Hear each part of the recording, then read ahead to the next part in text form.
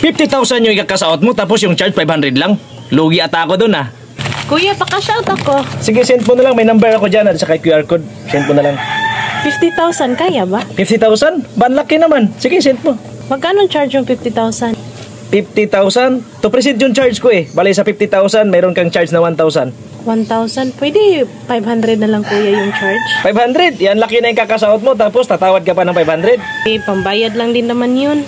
O sige, send mo. Sige. Okay na kuya, na-send ko na. Check mo na ha.